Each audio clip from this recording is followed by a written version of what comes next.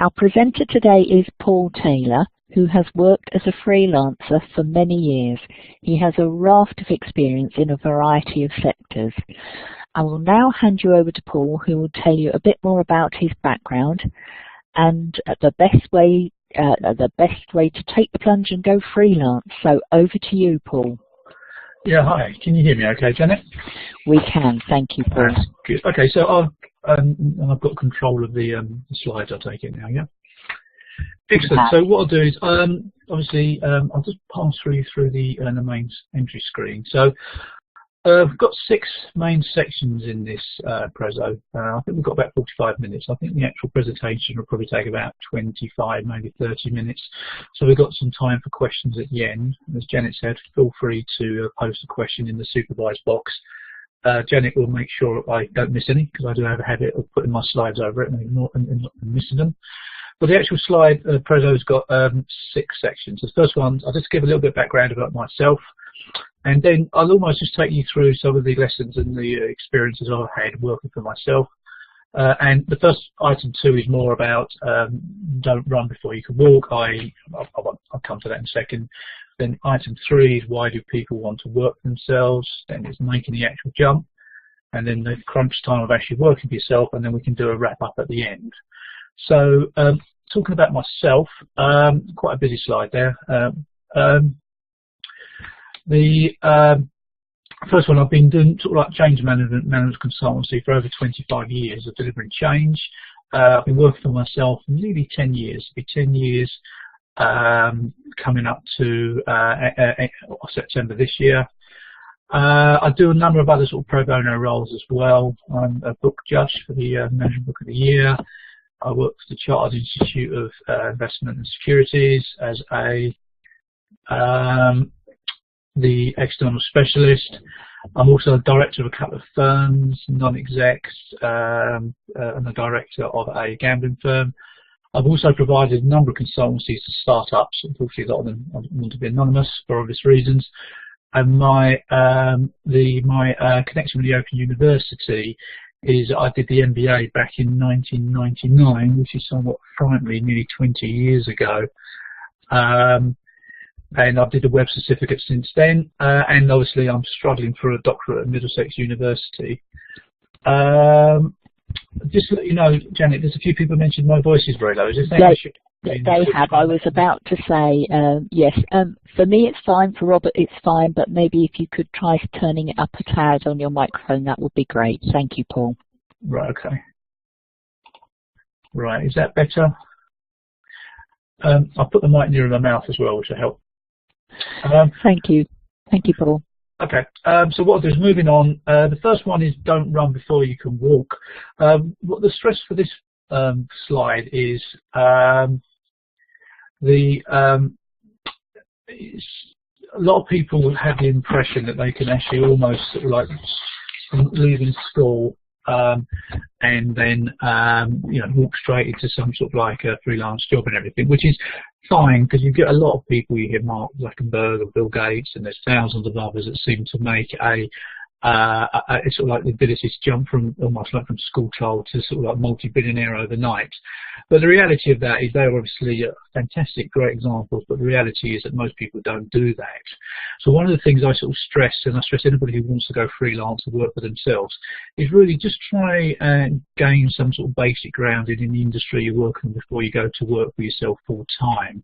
And that could be in a number of ways. Obviously you can work and learn from other organisations. So I worked for a number of companies for nearly 18 years before I went freelance. So you have an opportunity to learn from them, learn good things and bad things, obviously.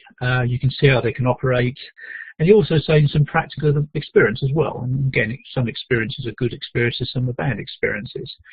And also the other things worthwhile doing is also read up about working for yourself in the various documentations. Obviously you've got websites, and there's thousands of websites. Some of them are pretty good, some are not so good, but obviously you have to take your chance with those. There's lots of books out there about working for yourself. I mean, there's lots of self-help guides, you know, everything from sort of like detailed sessions all the way down to sort of like one pages you can get off the internet. lots of social media stuff, and the other good thing I always suggest is a lot of presentations to join.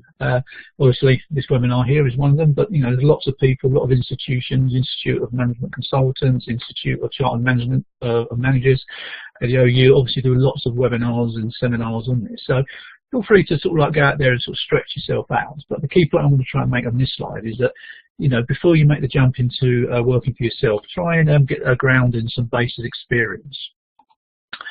And the other thing is worthwhile, before we sort of get into the crux of the presentation, is to sort of explore why people want to work for themselves. And it's very interesting, the motivations people have, and I'm going to run you through a few of those.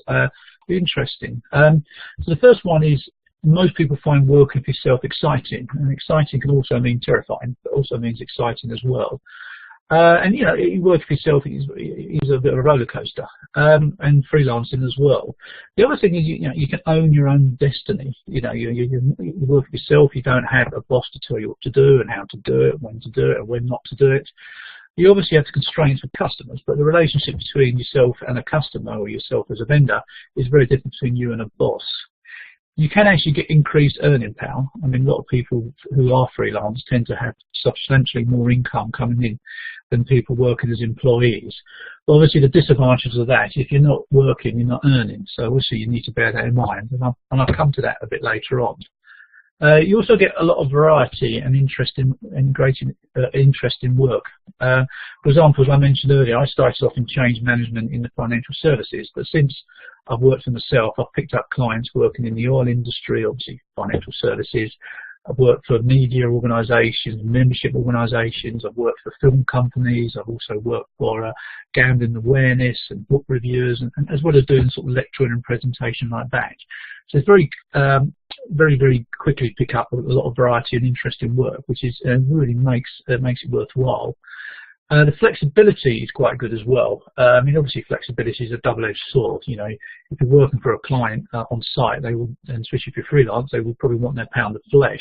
But on the other side, you can have flexibility, and you can stop and start work if you feel necessary. And holidays is good. I mean, obviously you don't get paid for your working holidays, but you can, you know, if you're very careful, if you're lucky or fortunate the way you look at it, you can be able to get holiday breaks in between assignments and maybe do other work like that. And the one that actually drove me to actually go freelancing and work for myself is no more office politics. I work for a large American bank, probably for libel reasons, I can't say who they are, but the office politics were absolutely brutal. And I decided that I just didn't want to do it anymore, to be honest with you, so I decided to go and work for myself. And the final one here, which a lot of people mention, is an improved work-life balance, because if you're freelancing or working for yourself, you have a little bit more control over your own destiny, which means you can balance family versus work. What you tend to find is when you're in freelance contract work, you're probably working longer hours, but then you do have gaps in between it. So it's a different type of balance. So that's why people do want to work for themselves. It'd be interesting, maybe when we do the questions at the end, if people got any other reasons why they would think to work for themselves. It's very interesting for all the people I've spoke to who've been doing freelance work for a period of time, and I'll say 3 years plus. None of them have actually chased the money, i.e. they've not worked for themselves to make themselves rich.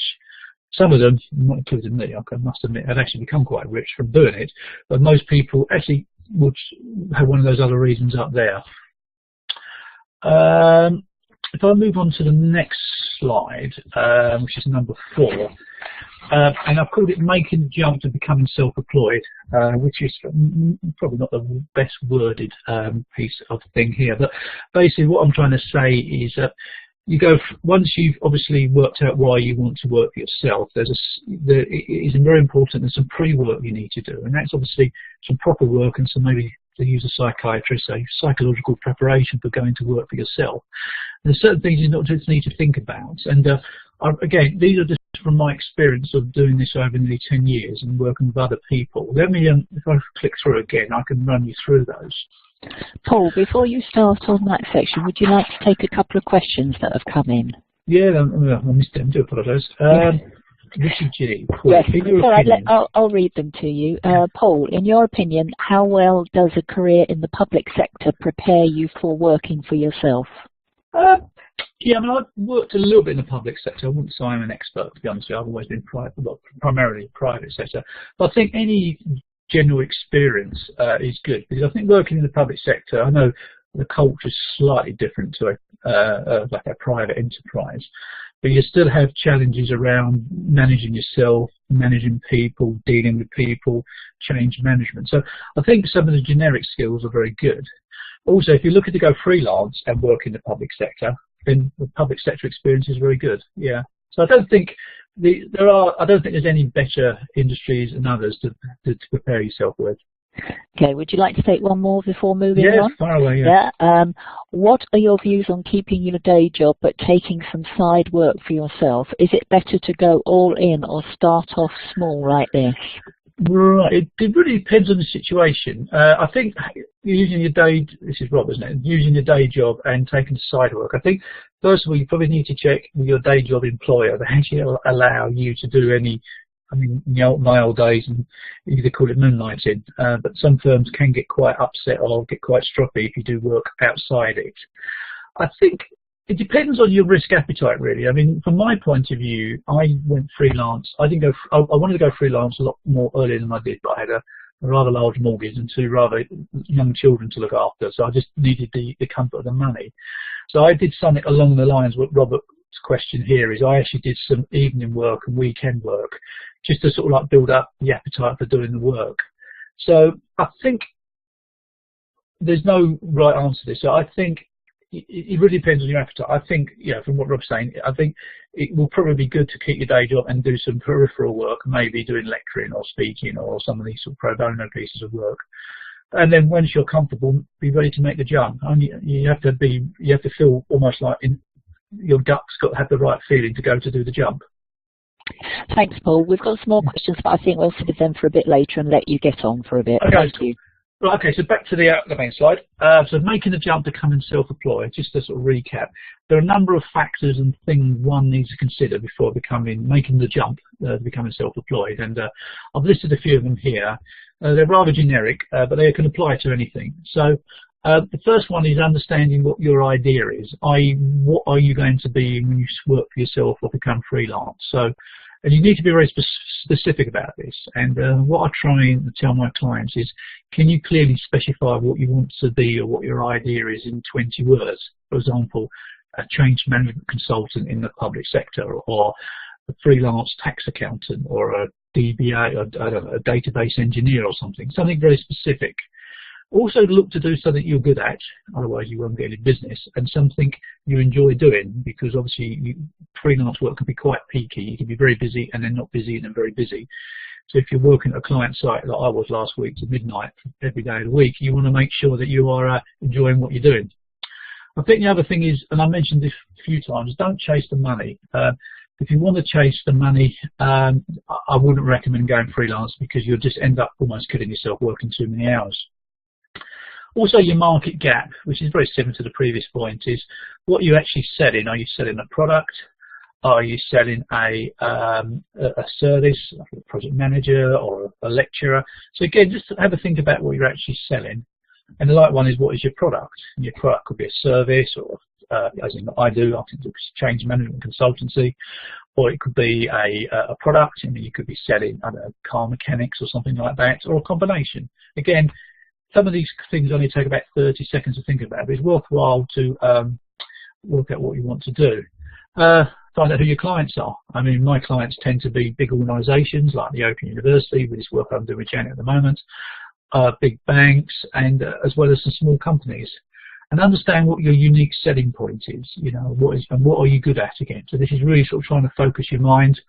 And last but not least, on this slide anyway, what price would you charge? And this obviously, try to work this is always a tricky one, because you need to work out what the market's willing to pay, and also work out what your costs are doing. So what I tend to typically do, most of my freelance work, I try and work out how much money I need to live and pay for the house and the wife and the children, and then work out basically how much money I would need to charge if I was only to work 8 months a year. And then basically I work out that I need 8 months a year of work to effectively break even. And anything above that is a bonus, or goes into the cash pot, which I'll come to in a sec. Other thing is, when you're making the jump, see what your market or your competitors are doing. I use the word creatively swipe here, which actually I think I picked up from my MBA many years ago, which is a polite way of saying see what they're trying to do and copy them without going to court. And learn from them as well. There's a lot of so if you're into a freelancer, speak to other freelancers. If you're looking to run a shop, speak to other shop runners. If you're looking to run a charity for gambling awareness, and then have a look at other similar charities. And your brand. What is your brand? How do you want people to see you effectively? What is your personality? Do you want to be seen as a sort of a heavyweight consultant, or do you want to be seen as a top-weight programmer, or along those lines? And again, it's just really having to think about all these items. Just moving on again. So the other thing is, and these are two, probably the most important things, is build a sort of a plan. So, for example, you've gone through, you've worked out you want to go freelance, etc., and now you think, well, what am I going to do in the next 3 months? So you want to build together a 3-month plan. So you want to set yourself a set of achievable but challenging milestones to measure success.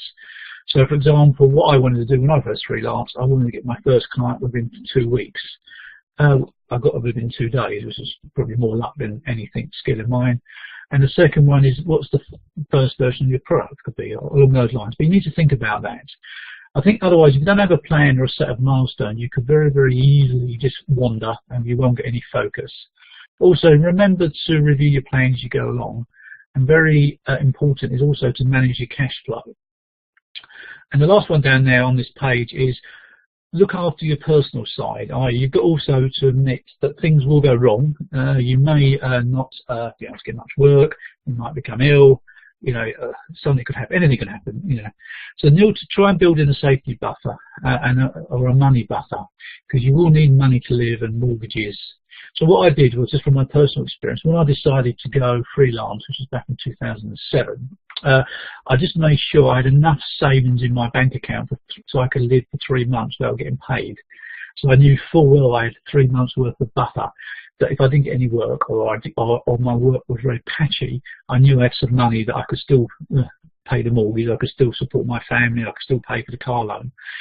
And so that's very important, and obviously as you go along you can always add into that buffer as well.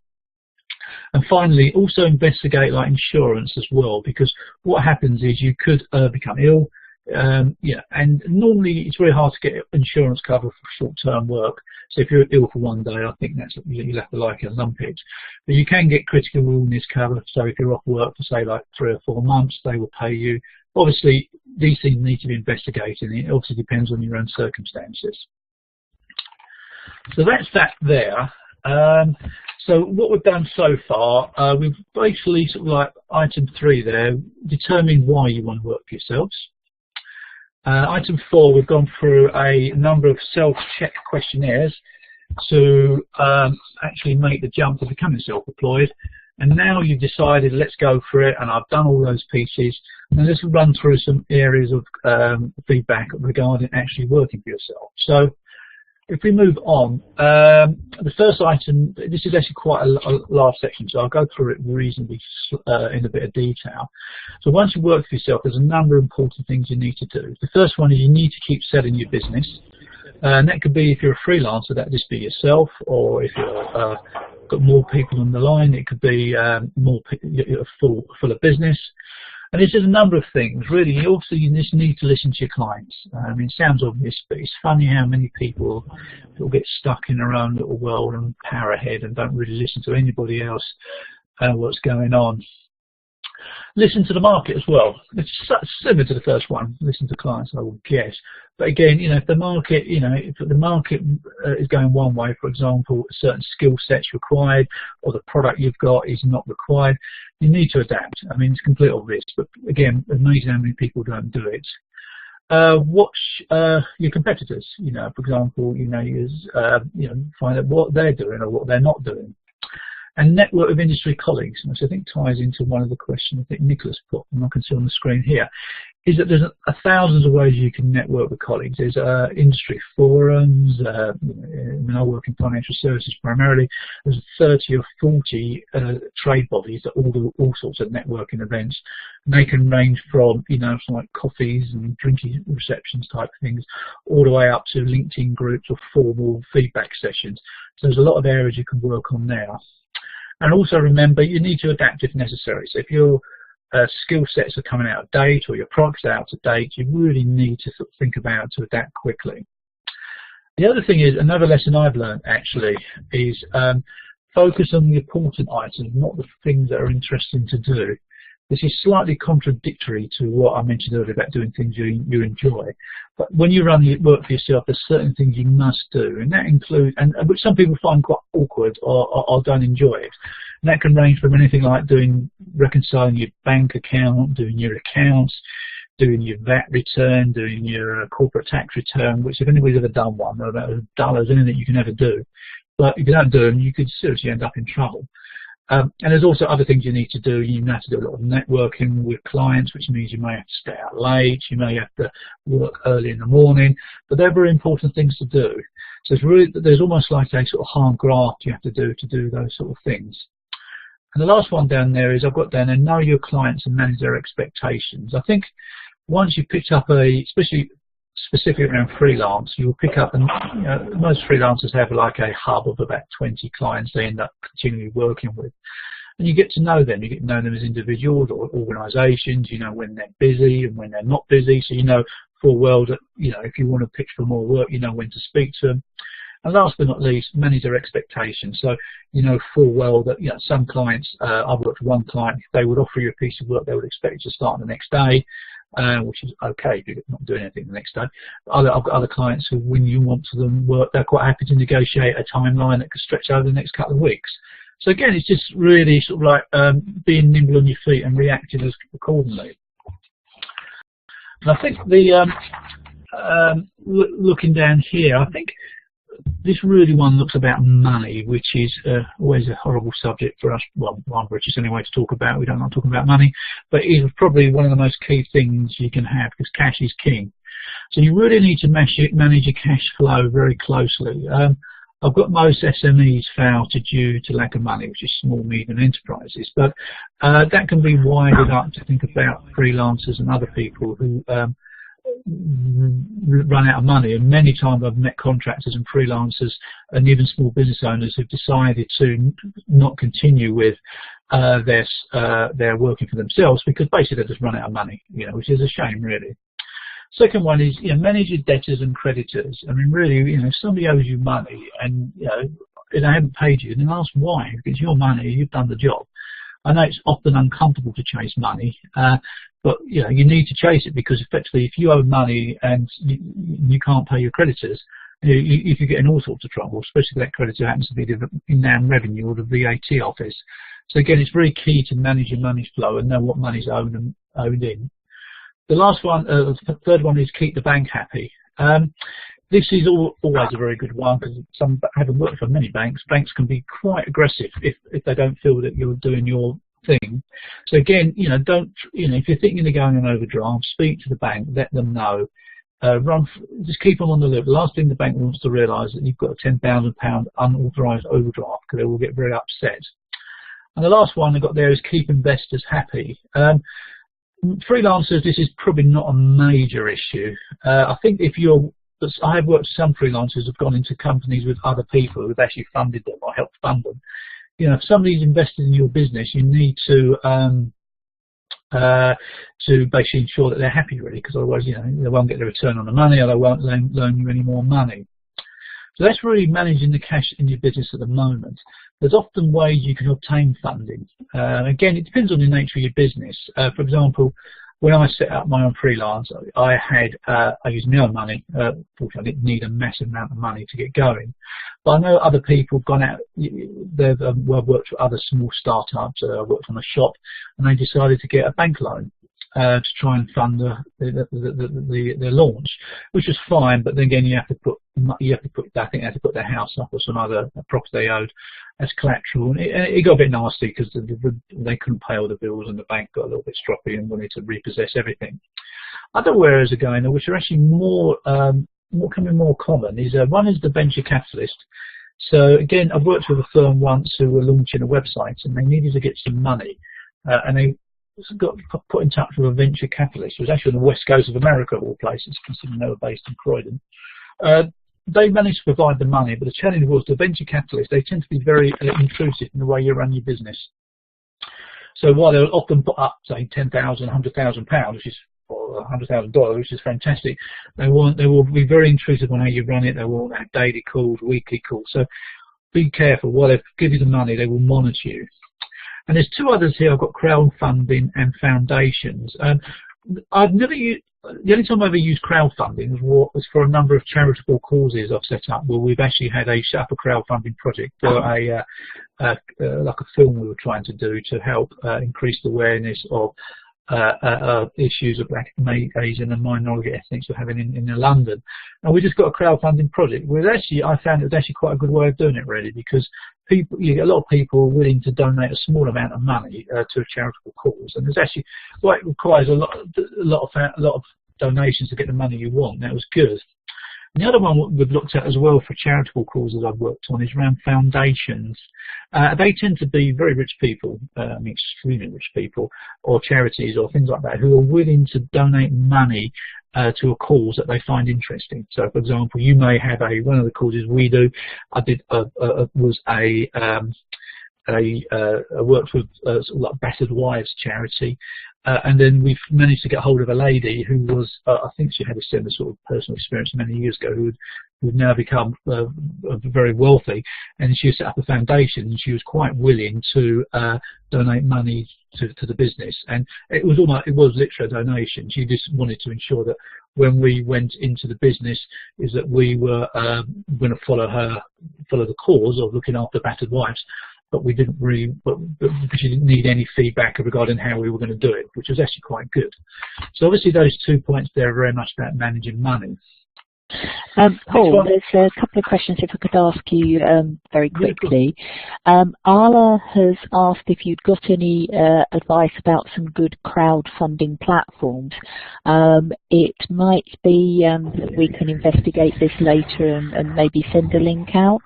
Yes, fine. Off the top of my head, I can't remember. But yeah, we'll catch up after Janet, and I'm sure Janet, you'll send out the link. So yeah. Lovely, thank you, Paul. We've also got a question about legal requirement, but I'll ask that later when we come to the end. Okay, that's cool. Okay. Thank you.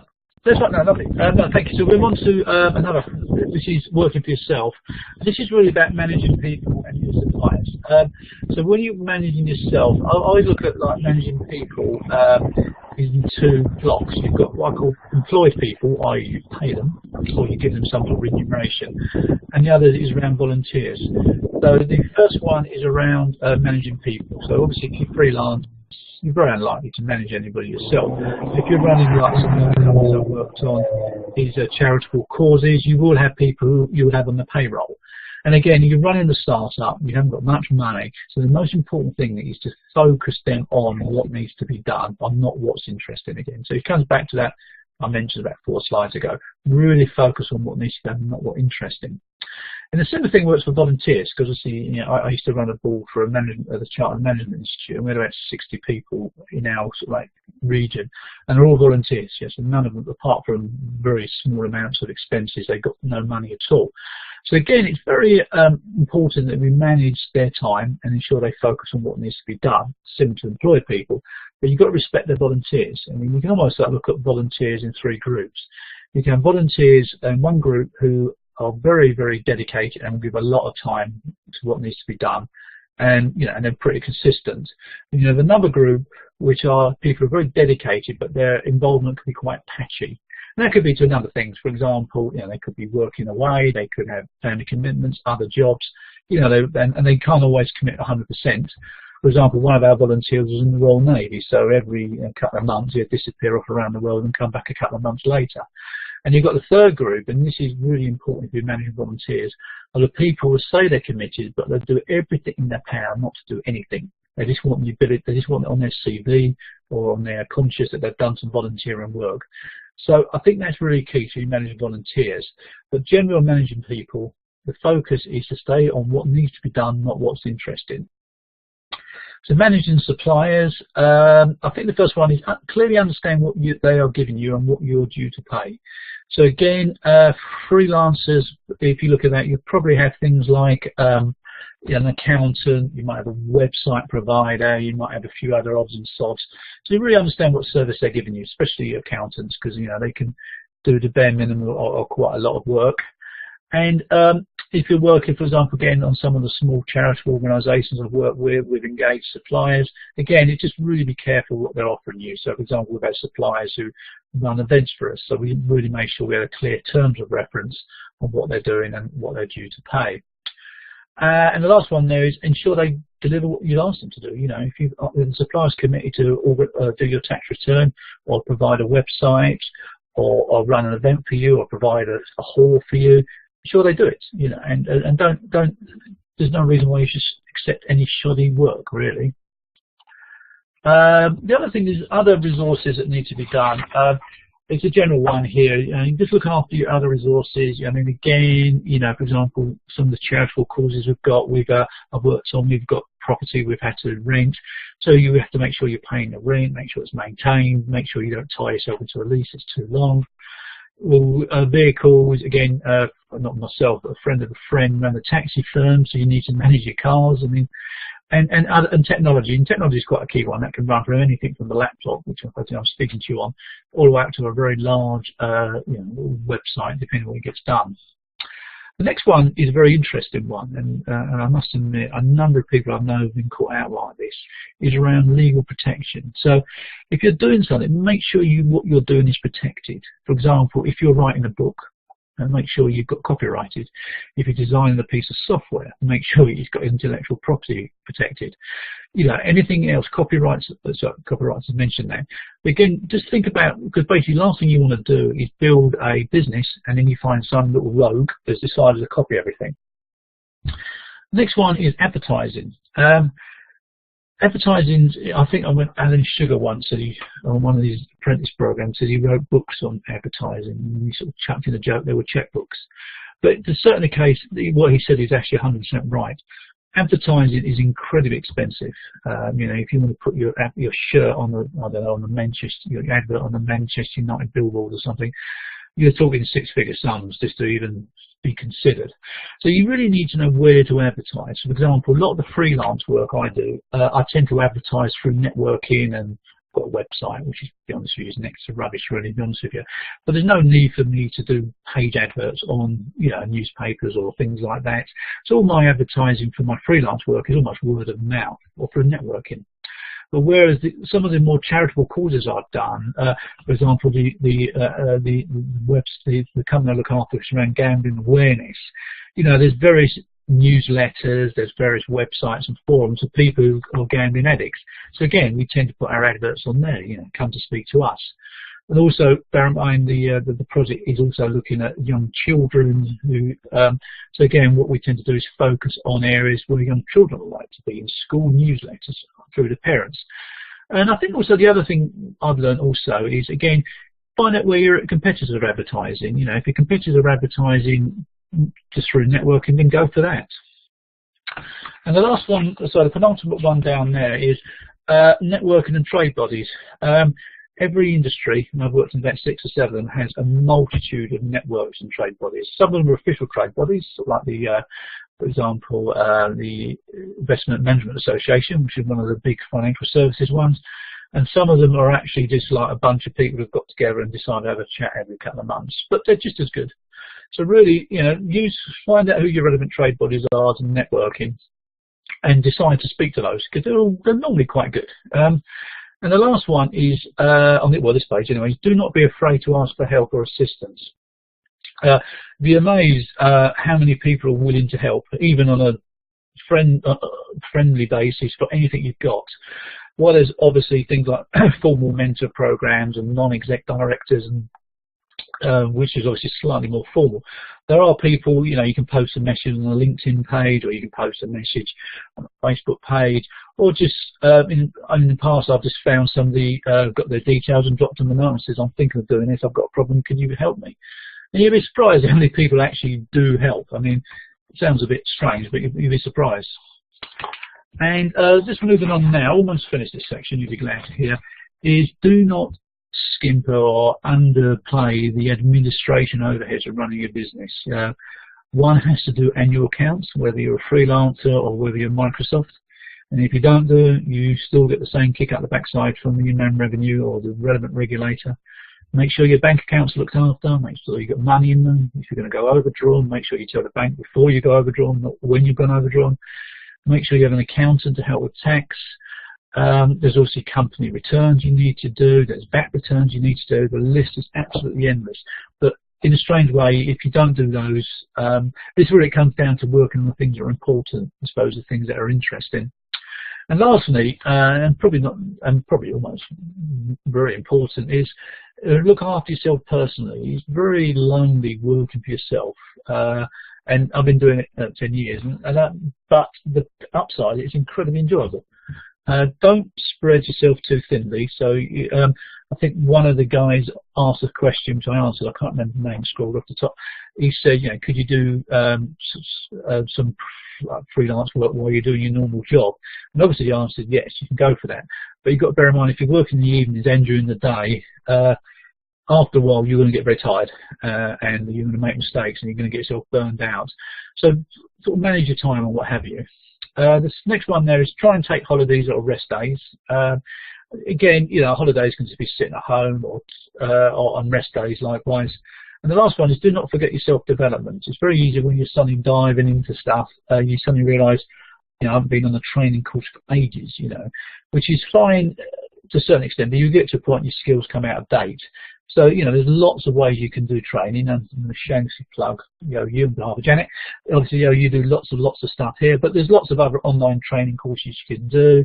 You know, even looking around YouTube and LinkedIn, you know, I mean, I'm not an expert on Facebook, I'm sure they're on Facebook. You can find websites and articles where you can actually do quite a lot of learning. And I'm just moving on now. Apologise, I pressed the wrong button.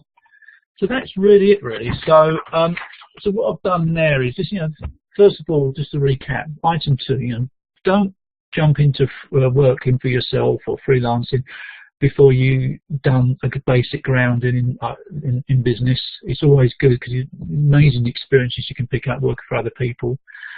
Understand then why you want to work for yourselves.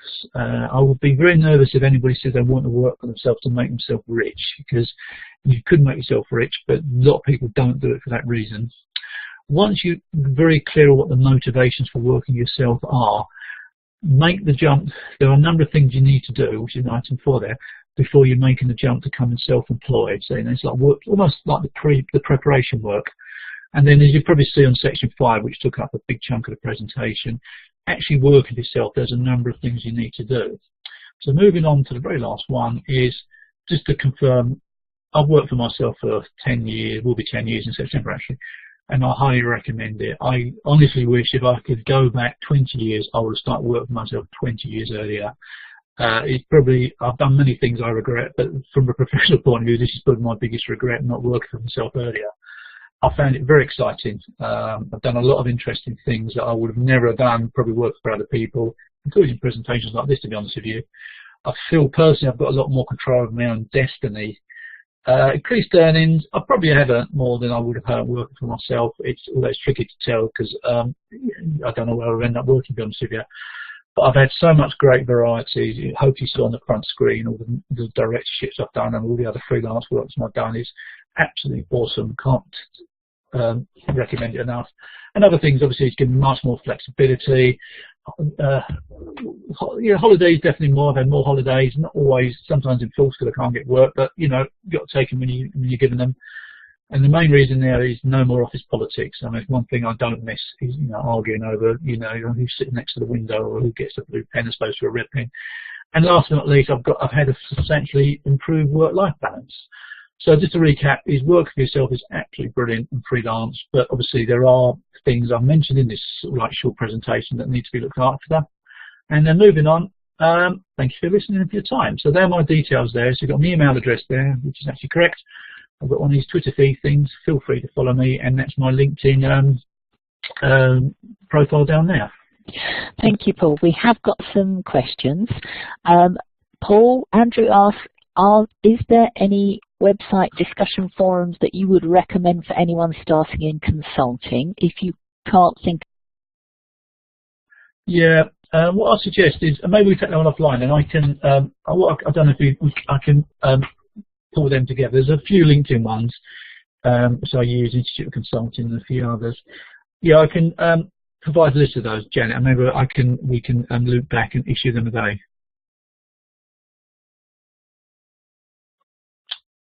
Hello?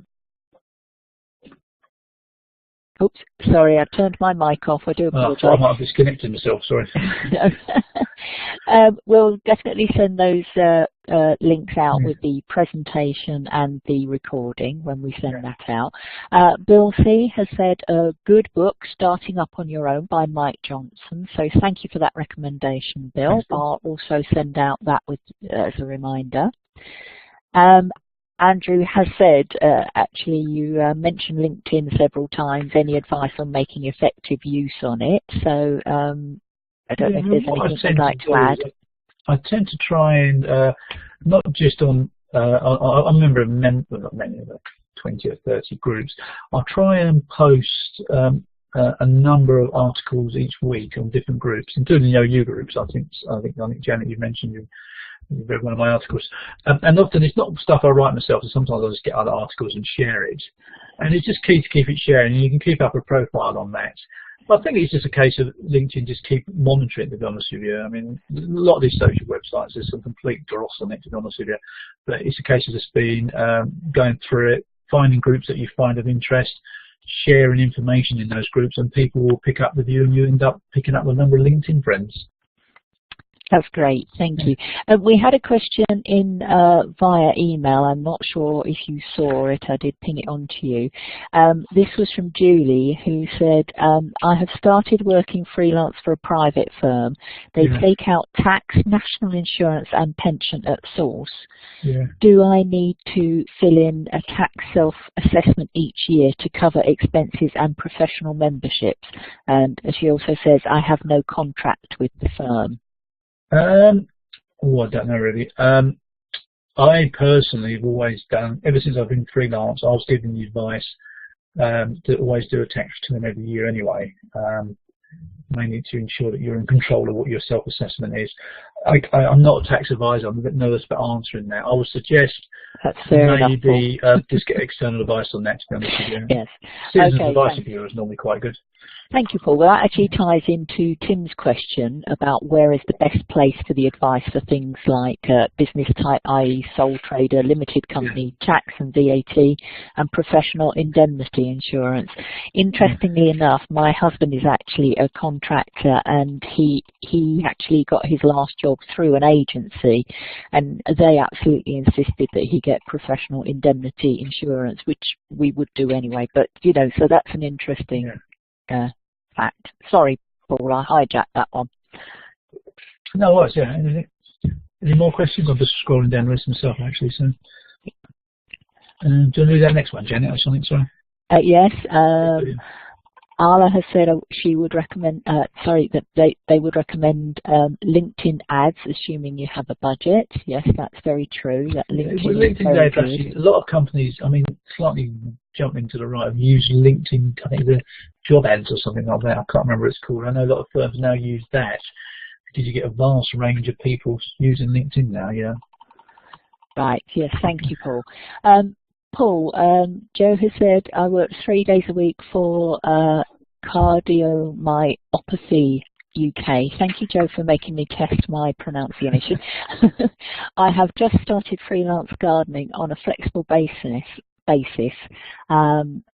for one gardening small business. I know I need to register by October. I started in June 2017 as self-employed. any tax implications of this? Yeah. Again, I don't think this is one you could possibly answer, is it? No, I would take sales. I think basically it depends how you set yourself up as a freelancer. If you set yourself up as a limited company in between, then obviously you're going to, the company itself will have tax implications, corporation, potentially VAT and all that other stuff. And then obviously when the company pays Joe, there'll be income tax against her. I would just go and maybe go and speak to the Citizens Advisory Bureau to talk you through the best routes of getting through this. So. I also know that there's a sort of this new tax IR35 thing that's come in. I wonder if gov.uk would be a good place to find out some information about this. Yeah, I think so. Yeah, I mean, IR35 is a bit of a beast. I think it's what you tended to find. Somebody who could be working freelance or working for themselves, but had the same client and working full time for that client for 3 years. But the Inland Revenue was thinking, well, this person's working almost as an employee, in any other words, apart from the fact they're not legally set up. So what they needed to try to do was the Inland Revenue was just trying to treat them as employees, which basically meant they went up for far more tax. Yes. Yes. I don't know if there's any court cases gone through on that, to be honest with you. Yeah. Kieran put her hand up, but I think she was just testing it. Actually, we've got a few more questions, Paul, but we're actually running out of time, so maybe just one more. Visha said, I work freelance but want to expand my client base. Conferences seem good, but too expensive. How do you network to get in touch with clients on a budget? Normally, I don't go to those conferences for that reason. They're very, they are expensive. I mean, you could end up paying £200 a day. As well as not getting paid because you're not at work. So it could be very expensive. So what I tend to do is normally I'll try and find out the websites of industry bodies. Like, for example, when I work in the asset management or financial services, there's 6 or 7 volunteer bodies, and try and attend networking events like that. That's fantastic, yes. Yeah, but networking itself is a skill itself, really. I mean, it takes practice, I think. It does, and it's not as easy as it sounds either. To go around, yeah. Right, thank you very much, Paul. I'd just like to say thank you on behalf of everyone. We're getting, there's just one quick one. Joe has recommended the local Chamber of Commerce networking event. Yeah, that's a good idea, actually. Yeah, very thanks, good idea. Yeah. Yes, or the winter. I really do have to wrap up now. Thank you, everyone, for staying with us, and thank you, Paul. That was an extremely interesting session. And so I should just say good night to everybody now. So good night. Okay, thanks all then. Bye now.